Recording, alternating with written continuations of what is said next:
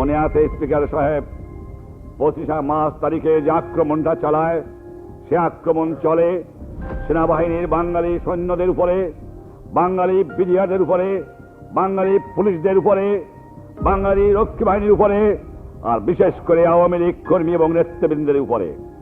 আর যারা এই দেশের দুঃখী মানুষ, তাদের বস্তি পোড়ায় দেওয়া হয়, রাস্তায় রাস্তায় ঢাকা শহর থেকে আরম্ভ করে সেদিন চলে যায়, সেদিন সেই অত্যাচার শুরু হয় এবং মেশিন গান চলে।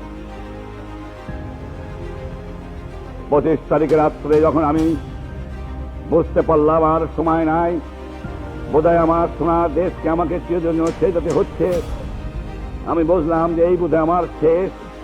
তখন আমি চেষ্টা করলাম যে কি করে এই খবর আমি বাংলার মানুষকে পৌঁছে দিই। তাই আমি পৌঁছে দিয়েছিলাম। সেদিনের আমি লাশ দেখেছি, সে রক্ত আমি দেখেছি, সে রক্তের উপর দিয়ে আমাকে নিয়ে যাওয়া হয়েছিল, সে রক্তে মানুষের লাশের পাশ দিয়ে আমাকে গ্রেপ্তার করে নিয়ে যাওয়া হয়। সে আগুন আমি দেখেছি। শুধু বলেছিলাম তোমরা আমাকে হত্যা করো, আমার মানুষকে মেরো না। তারা আমার কথা শুনে নাই, তারা হত্যা করেছে আমার মানুষকে। 30 লক্ষ লোক জীবন দিয়েছে, ঘর বাড়ি জ্বালিয়ে দিয়েছে, আমার সহকর্মীদের হত্যা করেছে, এই গণপরিষদের বহু কর্মীকে আমার হত্যা করেছে, লক্ষ লক্ষ হত্যা করেছে। মানুষ যে পশু হতে পারে, স্পিকার সাহেব, দুনিয়ার ইতিহাসে দেখা যায় না।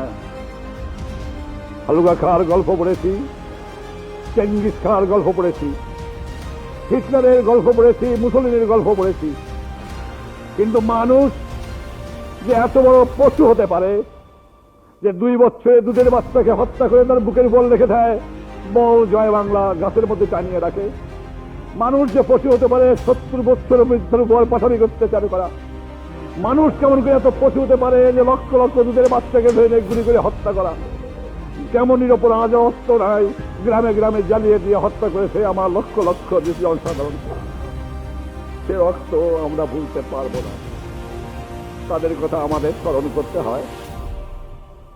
রাজনীতিতে আওয়ামী লীগ বা আমি, আমার সহকর্মীরা ক্ষমতার জন্য রাজনীতি করি নাই, ক্ষমতার জন্য রাজনীতি করতে চাই না।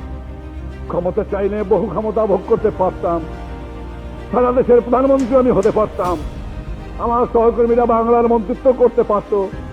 কিন্তু বাংলার মানুষের কাছে ওয়াদা করেছিলাম, বাংলার মানুষকে মুক্ত করতে হবে, বাংলাদেশের মানুষ সুখী হবে, বাংলার সম্পদ বাঙালিরা ভোগ করবে। সেই জন্যই সংগ্রাম করেছিলাম। আমি স্পিকার সাহেব, বক্তৃতা করা আমি ছেড়ে দিয়েছি প্রায়, আমি ইমোশনাল হয়ে যাই।